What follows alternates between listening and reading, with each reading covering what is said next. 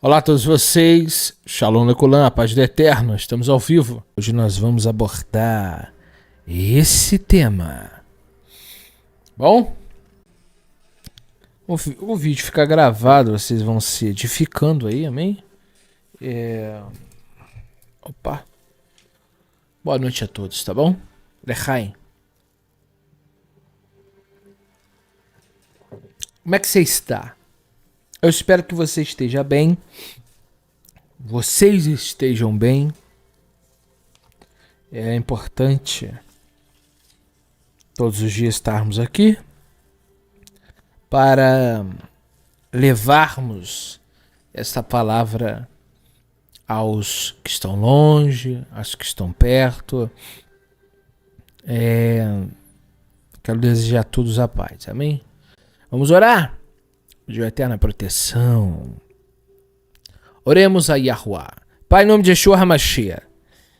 Pai, te agradeço por essa noite em nome do seu Filho amado. Obrigado por essa rica oportunidade de estar aqui. Pai, essa palavra que o Senhor colocou no meu coração, estou aqui para levá-la da melhor forma possível. E eu quero que a sua bênção esteja sobre nós, Senhor. Só tu pode ajudar-nos nesse momento e tira as dúvidas que o seu povo tem. Eu agradeço a ti e venho a ti pedir ajuda, proteção ao Senhor, todas as ações do mal caiam por terra, toda força ao contrário negativa seja desfeita. Peço que o Senhor venha proteger o teu povo, abrir o entendimento daqueles que precisam entender, tirar a venda de olhos nessa noite, nessa hora. Ajude o teu povo a viver a tua palavra, Yahuwah. Eu te peço, em nome de Yeshua HaMashiach, seja conosco nessa noite, eu louvo o teu nome. Todas as amarras do inimigo sejam desfeitas, toda ação do mal seja jogada por terra. Eu louvo a ti e peço a ti a tua ajuda. Ajude-nos, Senhor. Eu rogo a ti em nome de Yeshua HaMashiach. Ajude o teu povo nessa noite. Em nome de Yeshua, dá o entendimento ao teu povo. Que nessa hora o teu poder se manifeste, Senhor, sobre as nossas cabeças. Não nos deixe só. Não nos deixe, ó Pai, sozinhos. Fica conosco nesta caminhada. Assim como Yeshua estava no caminho de Emaús. Ande conosco, Senhor. Não nos deixe, ó Pai, sozinhos, mas ampara-nos com as tuas mãos. E eu rogo ao Senhor, para a glória do teu nome. Amém. Bom, 2 Timóteo capítulo 3 vai ser que nós vamos basear a mensagem. Fiz aqui um material aqui para a gente poder estar falando, tá bom? E 2 Timóteo do capítulo 3, eu vou primeiro ler aqui os textos que eu quero ler aqui na Bíblia. Depois eu vou discorrer naquele material que eu preparei aqui, que sempre faço aqui, esse material para todos, tá bom? Vamos lá. 2 Timóteo capítulo 3, a partir do verso 1.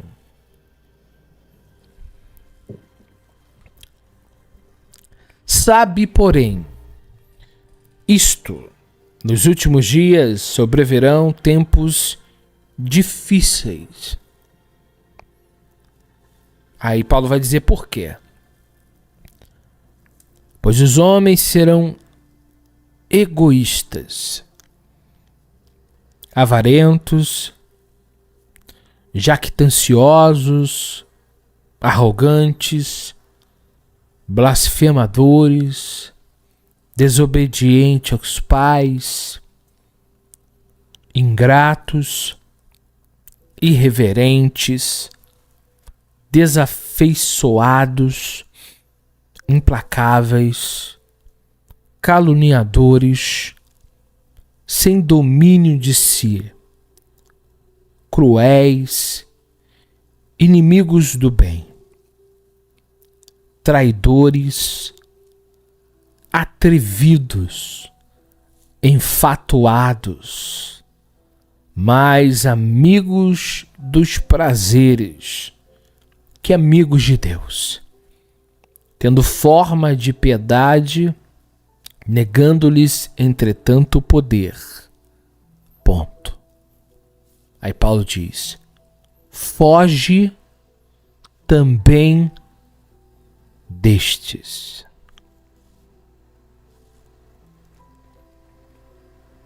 Foge também destes. 1 Timóteo 1,16. Tito 1,16. Tem aqui uma 3,6. 3,5. Isso, Tito 1,16. Depois eu vou lá. Pois entre estes encontram os que penetram sorrateiramente nas casas e conseguem cativar mulherinhas sobrecarregadas de pecados, conduzidas de várias paixões, que aprendem sempre, jamais podem chegar ao conhecimento da verdade. E de modo porque Janes e Jambres resistiram a Moisés, também estes resistem à verdade. São homens de todo corrompidos na mente, reprobos quanto à fé. Eles, todavia, não irão avante, porque sua insensatez será a todos evidente, como também aconteceu com a daqueles. Paulo diz: foge destes também. Tito 1,16.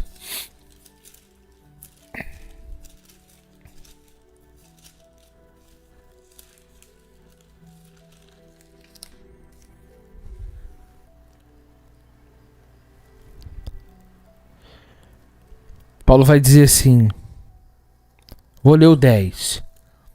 Porque existem muitos insubordinados, pauradores, frívolos, enganadores, especialmente os da circuncisão.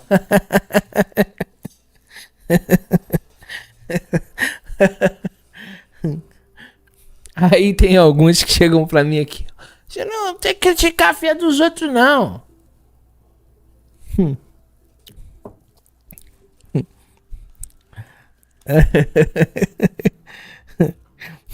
Eu vou ler de novo. Tô lendo a Bíblia, irmãos. Tô lendo a Bíblia. Não tô lendo jornal, não. Bíblia. Tem gente que nunca leu esses textos. Nunca. Mas eu sou desse que lê o que os outros não lê. E fala o que os outros não querem falar. Sabe? É desse jeito assim. Eu vou ler de novo. Tito 1, 10. Tito, depois de Timóteo. Porque existem muitos insubordinados, paradores frívolos, pauradores frívolos, enganadores, especialmente os da circuncisão. É preciso fazê-los calar, porque andam pervertendo casas inteiras, ensinando que não devem. Por torpe ganância, por causa de grana. Ah, tem muito por aí hoje em dia. Foi mesmo dentre eles seu profeta, que disse: crentenses, sempre mentirosos, feras terríveis, ventres preguiçosos. Tal testemunho é exato. Portanto, repreendam-os severamente para que sejam sadios na fé e não se ocupem com fábulas judaicas, nem com mandamento de homens desviados da verdade. É isso mesmo, eu ratifico isso aqui. Todas as coisas são puras para os puros, todavia para os impuros e descrentes nada é puro, porque tanto a mente como a consciência deles estão corrompidos. No tocante a Deus professam conhecê-lo. Entretanto, o negam por suas obras, e é por isso que são abomináveis, desobedientes, reprovados para toda boa obra. Tu, porém, fala... Eu vou voltar a Timóteo, mas vou dar uma seguida aqui. Tu, porém, fala o que convém à sã doutrina. Quanto aos idosos, que sejam temperantes, respeitáveis, sensatos, sadios na fé, no amor, na constância. Quanto às mulheres idosas, semelhantemente, que sejam sérias em seu proceder, não caluniadoras, não escravizadas a muito vinho, sejam mestras do bem, a fim de instruírem as jovens recém-casadas a amarem ao marido e aos seus filhos, serem sensatas, honestas, boas donas de casa, bondosas, sujeitas ao marido, para que a palavra de Deus não seja difamada. Quanto aos moços, de igual modo, exorta-os para que em todas as coisas sejam criteriosos. Torne-se pessoalmente padrão de boas obras. No ensino, mostra integridade, reverência, linguagem sadia, irrepreensível, para que o adversário seja envergonhado, não tendo indignidade nenhuma que dizer a nosso respeito. Quanto aos servos, que sejam em tudo obedientes ao seu Senhor, dando-lhe motivos de satisfação, não sejam respondões, não furtem, pelo contrário, deem prova de toda fidelidade a fim de ornarem em todas as coisas a sã doutrina de Deus, nosso Salvador. Voltemos a Timóteo. Ai, ai. 2 Timóteo capítulo 3. Agora eu vou voltar uns versículos aqui. Vamos ver aqui alguns versículos. Falsas doutrinas e falsos crentes resistem à verdade. Hoje você sabe o que vai dar hoje, né?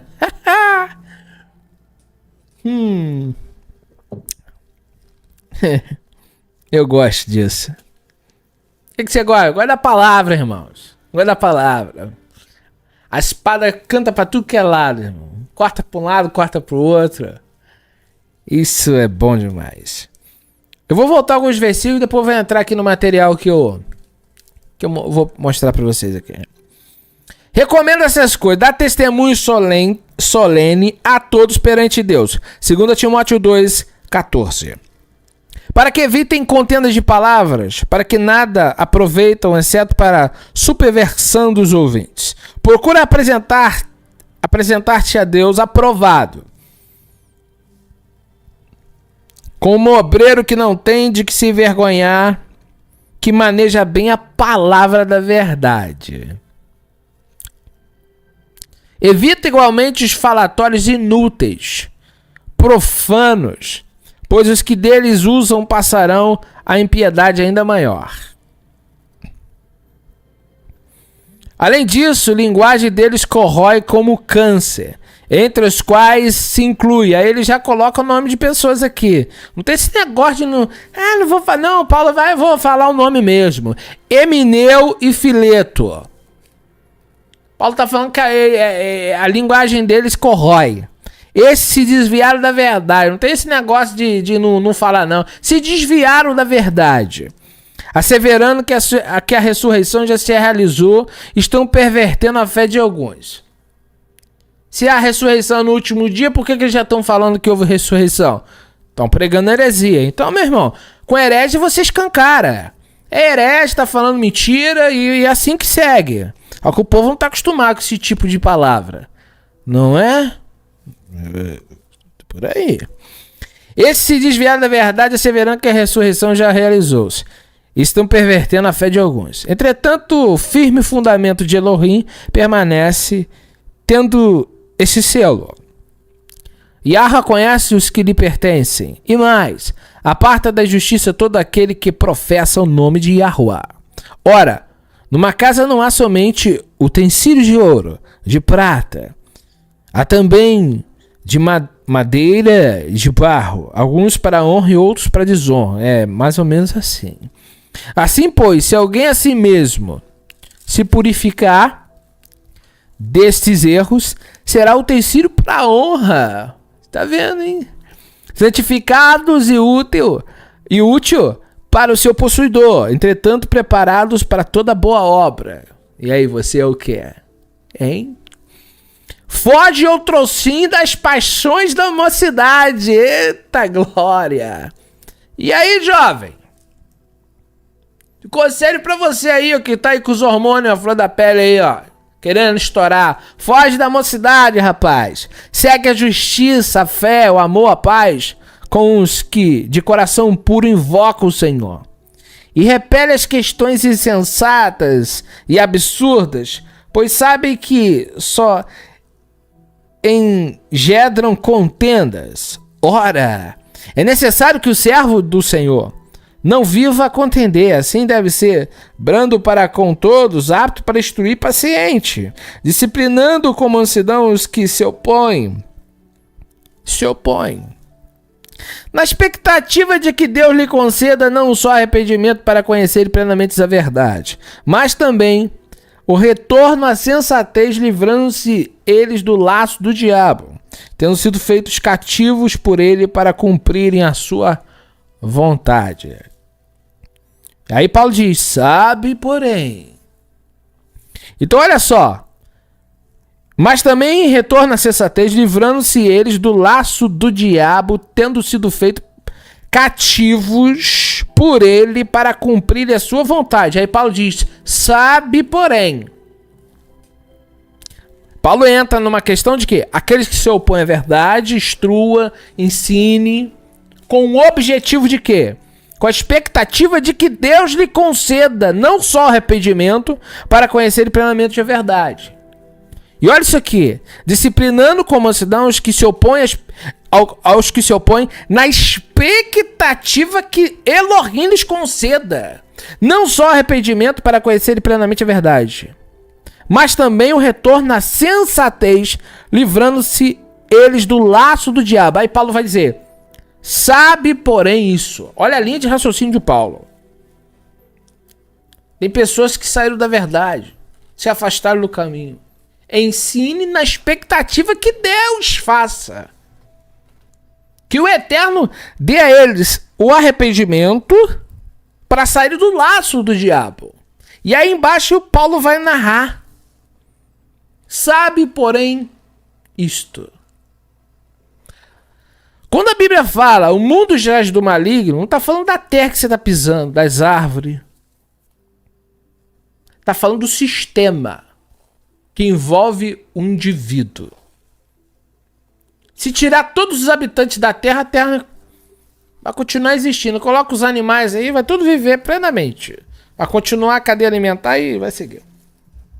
O problema é o ser humano caído. A terra não se destrói sozinha. É o homem que está destruindo ela. O problema é o homem. Mas o problema do homem é o diabo. Se não tivesse o diabo, o homem ia estar aí. Mas é o diabo, ele não para. Porque ele se opõe. Ele é o opositor, por isso que é Satã. Então se tem pessoas resistindo à verdade, é porque tá com o diabo. Essa é a verdade. Quem se opõe a essa doutrina, a verdade, está com o diabo. Agora, o ponto é, Deus pode livrar as pessoas do laço. Fazendo o quê? Conceder-lhes arrependimento. Isso aqui é muito forte. Você olha para pessoas que você fala 10 vezes a palavra, a pessoa não se converte. Mas se Deus conceder arrependimento... Por que Paulo está falando isso? Paulo, ele é o exemplo real de alguém que era teimoso. Paulo perseguiu a igreja. Paulo perseguiu os apóstolos, a igreja, a comunidade. Tanto que ele concorda na morte de Estevão. Mas em algum momento dessa perseguição, lá em Atos 9, Yeshua aparece para Paulo. E Paulo, ele recebe o quê? O arrependimento. Deus concede a ele isso. Veja que Estevão prega e ele não muda. Ele ouviu pregações, ele já tinha ouvido falar de Yeshua. Qual é o conselho de Timóteo para Paulo? Timóteo, continue falando a palavra. Na expectativa que Deus conceda arrependimento. É o que eu estou fazendo aqui. Tô lançando a semente. Se vai brotar, não sei. Tô semeando. E essa é a minha perspectiva aqui. Semear para ver se eu consigo algum fruto. Tá bom? Mas por um outro lado, Paulo vai dizer, sabe, porém, isso. A Bíblia diz que Satanás enganou as nações. O anticristo vai vir depois da apostasia. Olha como que tudo se conecta. Sabe, o Paulo vai dizer lá em Tessalonicenses que Yeshua não virá antes que apareça o anticristo. E o anticristo vai aparecer depois da apostasia. O que estava segurando o anticristo para não aparecer era o cumprimento das leis de Deus. Era um homem envolvido com Deus. A partir do momento que a terra começa a se corromper cada vez mais, ela começa a ser dominada pelas trevas com mais poder. Se você analisar a Bíblia, você vai entender que o ser humano foi se corrompendo. A terra foi se corrompendo, se corrompendo, se corrompendo, se corrompendo, se corrompendo. Por que Deus destruiu em Gênesis 6 o mundo? Porque um homem se corrompeu e continuamente só havia maldade dentro dele. Deus envia o dilúvio, mas salva Noa. A Bíblia diz que quando Yeshua voltar, ele vai destruir o anticristo com o sopro de sua boca. A Bíblia vai falar do derramamento da ira de Deus. Então, veja só. A terra corrompida, cada dia pior, ela vai estar propícia ao caos, à maldade, à maldade, à maldade. E vai chegar um momento que Deus vai também decretar o juízo que vai vir. Então é muito importante nós entendermos que como nós estamos aqui, é como nós fôssemos um corpo estranho. Os santos de Deus. É um corpo estranho na terra. Cada dia mais a terra, o diabo disse que foi dada a ele. Então ele está utilizando os seus meios para cada dia mais corromper o indivíduo, mais maldade, mais destruição, mais maldade. Nós somos corpos estranhos aqui. Entendeu a linguagem? Nós, na contramão deste mundo, é como se nós estivéssemos num lugar que não fizesse... não tem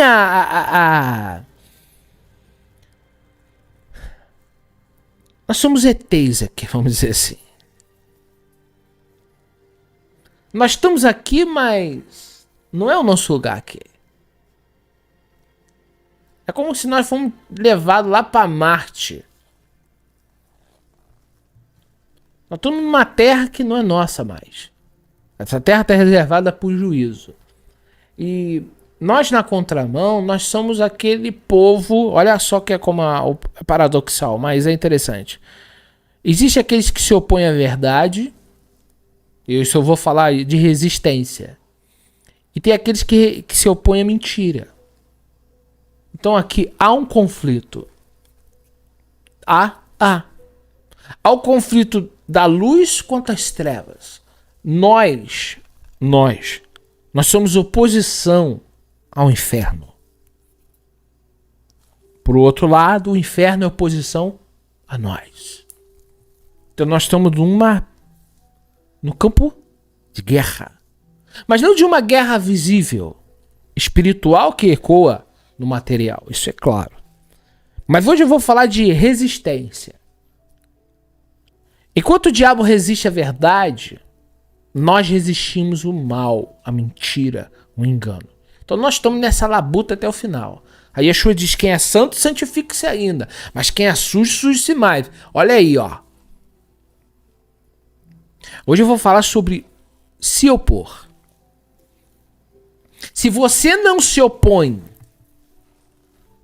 ao mal, só tem uma resposta: você faz parte dele. Quem se opõe à mentira é declarado a favor da verdade. Quem se opõe à santidade está dizendo o quê? Se alguém chega e diz: eu me oponho à santidade, você está falando o quê? Está jogando outro time. Nós se opomos à mentira. Nós se opomos à injustiça. Nós somos opositores do diabo. Opositores. Resistimos. Então existe uma guerra. O engano contra a verdade. A luz contra as trevas. E aí você vai entender que você é oposição de algum lugar. Ou você está se opondo às coisas do diabo e está do lado de Deus, ou o contrário. E a pergunta é: de que lado você vai querer estar quando o Senhor, Yeshua HaMashiach, Adon, Yeshua HaMashiach, aparecer? De que lado você vai estar? Você vai dizer assim: eu estou do lado de Deus. Já, peraí, quais obras? Você está do lado de quem? As suas ações vão mostrar de que lado você está. De que lado você está? Você se opõe à mentira ou você se opõe à verdade? E aqui é o ponto: quando chega pessoas aqui pra me criticar porque eu tô falando verdade, olha, eu já desconfio que o indivíduo tá do outro lado. Você tá se opondo a eu falar a verdade aqui por quê? Você tá devendo, rapaz? Eu não tô, não. Você tá se opondo ao quê? A verdade que eu tô falando? A verdade bíblica? Então você já tá dizendo de que lado que você tá. Eu tô do lado da verdade. Conhecereis a verdade vos libertará. Se o Filho vos libertar, verdadeiramente sereis livres. Então eu sou oposição a tudo que Deus é oposição. E aqui tá o ponto: existe pessoas se opondo à verdade. Se opõe à verdade é porque ama mentira. E aqui tá a questão. Irmãos, eu não tenho problema nenhum com a verdade. Eu tô abraçando ela, tô perseguindo a verdade. Agora, quando chega pessoas, sabe? Por quê? Por quê? Você tá incomodado com a verdade, rapaz?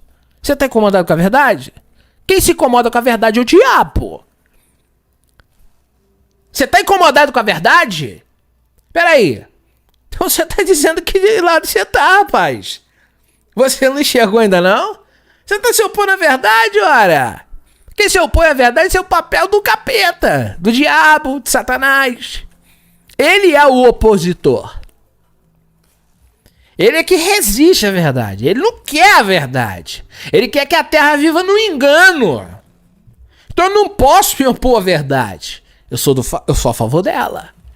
Eu abraço ela. Eu não me oponho à santidade, porque eu sou a favor dela. Eu não me oponho à justiça, porque eu sou a favor dela.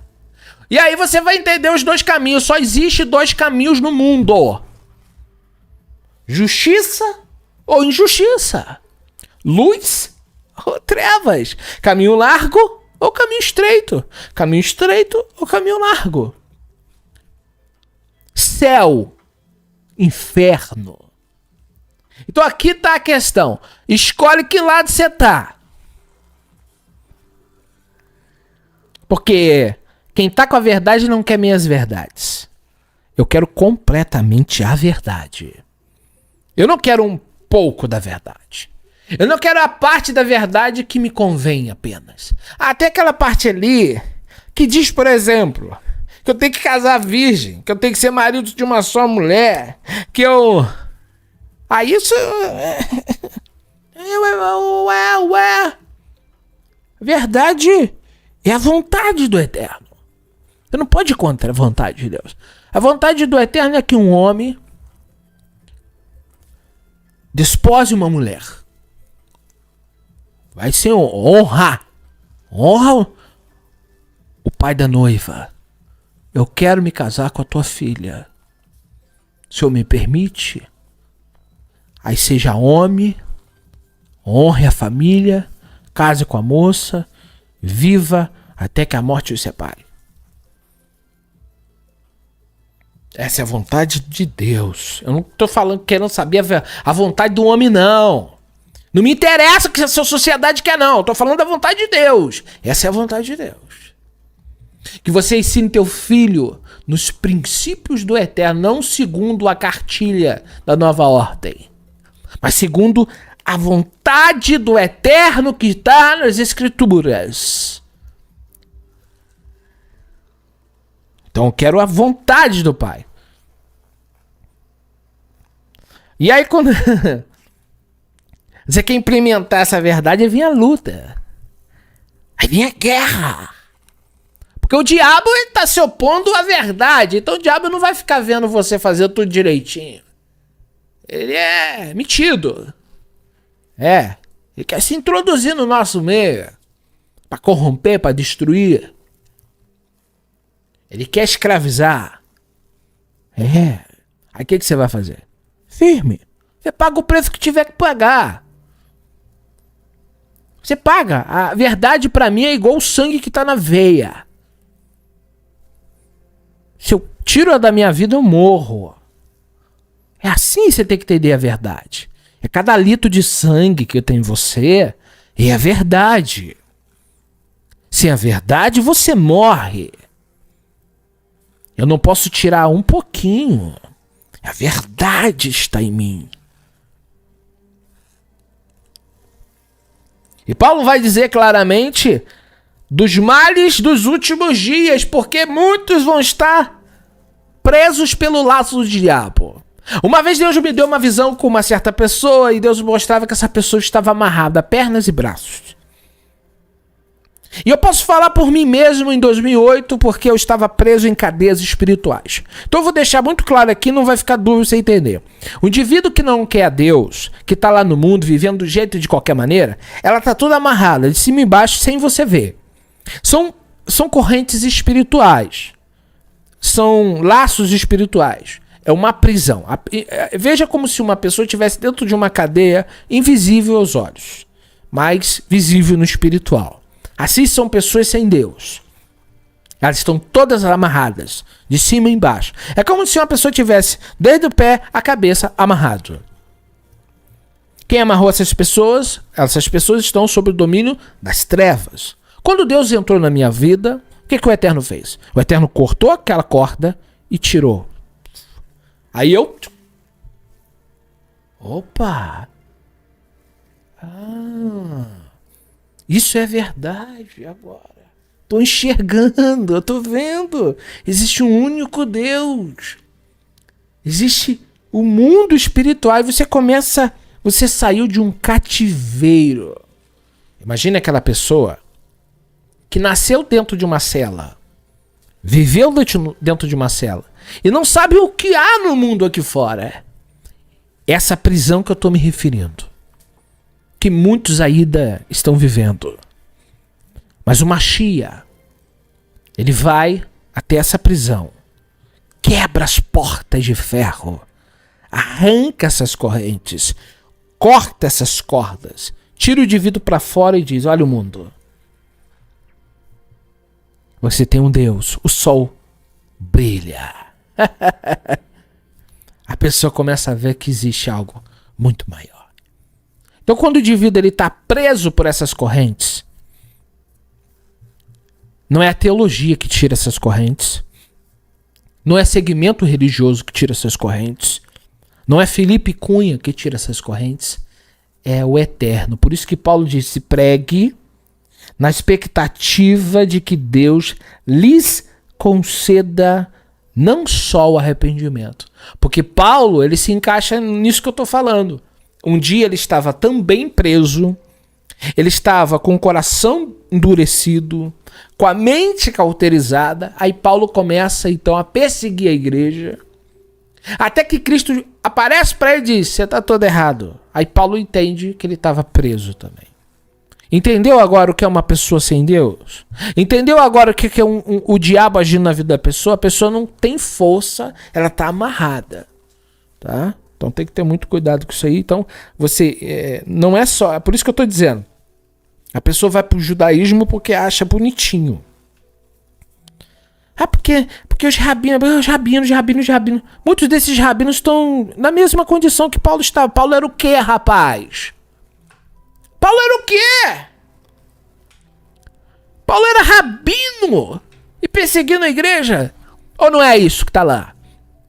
Ou não é isso?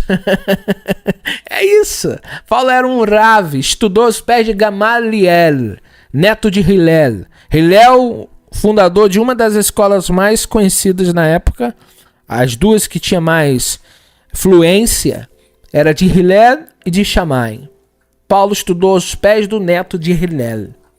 Então Paulo, ele era rabino, ele era Rav, quer dizer mestre, vamos dizer doutor em Torá. Tipo PhD dos dias de hoje. Ele é PhD em cultura judaica, Talmud, Midrash. Tanto que ele fala aqui de Janes e Jambres, que isso está na halahá judaica, na tradição, não está na Bíblia. Você não sabe? Janes e Jambres é aqueles magos que resistiram a Moisés, que eu já vou mostrar aqui para vocês. Mas o ponto é que Paulo sabia muito, era um doutor, poliglota, falava vários idiomas e dialetos. E era cego. Então, o Paulo sai do judaísmo da época para ser um netzarim, rever os conceitos. Olha, aprendi muita coisa, mas o que não presta eu te jogo fora. Vou ficar com aquilo que é bom. Por isso que ele disse: ouça de tudo, retém o que é bom. Mas o que era contra, ele botou de lado. Aí em Cristo foi para Tarso e voltou a ler de novo as Escrituras, agora com a visão do Espírito. Aí eu fico vendo as pessoas saindo do cristianismo para o judaísmo, seguir rabinos que não creem em Yeshua. Faz sentido? Não faz! Aí eles chegam ainda: eu sou messiânico. Você não é. Um dia você foi, você não é messiânico. Você segue rabinos. Amém?